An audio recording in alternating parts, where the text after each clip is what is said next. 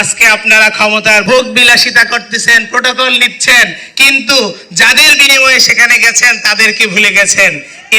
এটাই ইন্ডিকেট করে না অন্ধ যখন চোখে দেখতে পায় তার হাতের লাঠিটার সাথে সবার আগে বেঈমানি করে এটাকেই সে দূরে সরিয়ে দেয়। আমি শহীদ ইমাম হাসান তাইমের ভাই। যাত্রাবাড়িতে একটা বন্ধু তার বন্ধুকে টেনে নিয়ে যাচ্ছিল আর পুলিশ বারবার গুলি করতেছিল। সেটা আমার ভাই ছিল। আমার ভাইকে 2 শতাধিক গুলি করা হয়েছিল।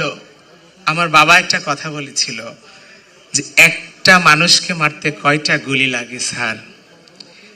ঠিক তেমনি করে আমার ভাইয়ের মতো আমার প্রায় 1500 ভাইকে নির্বিচারে মানবাধিকার লঙ্ঘন করে 144 ধারা লঙ্ঘন করে সর্বোচ্চ বল প্রয়োগ করে গুলি করে পাখির মতো হত্যা করা হয়েছিল এবং আহত ভাইদেরকে তাদের জীবনটা ধ্বংস করে দিয়েছে।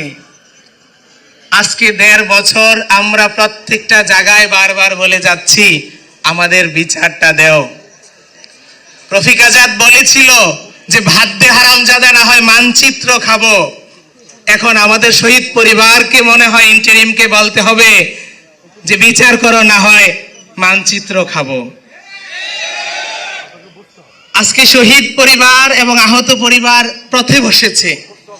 যারা আমাদের মাথা বিক্রি করে গিয়ে ক্ষমতার মসনদে বসেছে তারা শহীদ এবং আহত পরিবারদের কোনো খোঁজ খবর নেয় না।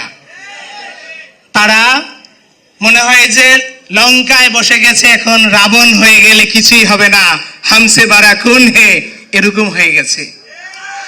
আমরা বিচারের জন্য প্রত্যেকটা ধারে ধারে গিয়েছি। পার্সোনালি আমার ভাইয়ের আসামিদেরকে দেখায়া বলছি যে এখানে আসামিরা আছে। আমি নাহিদ ভাইয়ের কাছে গিয়েছি বেশ কয়েকবার। ওনার জন্য আমার 3টা আসামি চলে গেছে, পালিয়ে গেছে। আসিফ ভাইয়ের কাছে আমার মা গিয়ে বলেছিল যে বাবা, তুমি আমার কুমিল্লার সন্তান, তোমাদের ডাকে আমার সন্তানটাকে ঘরে রাখতে পারিনি, আমার ছেলেটার কবরের পাশে গিয়ে একটু দাঁড়াইও। কিন্তু তারা যাননি। যখন এই কথা শুনেছে আমরা বিএনপি পরিবার, তখন জনাব রুহুল কবির রেজভী স্যার সহ রুমন ভাই সহ আমাদের বাসায় গিয়েছে, আমার ভাইয়ের কবর জিয়ারত করেছে। আমরা তাদের কাছে কৃতজ্ঞ।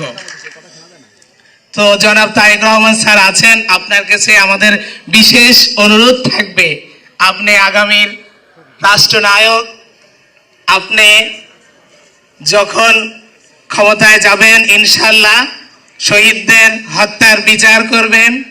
আমাদের শহীদদের 250 বাচ্চা আছে, তারা এখন পথে বসেছে। অনেকের স্কুলে যাওয়া বন্ধ হয়ে গেছে স্যার।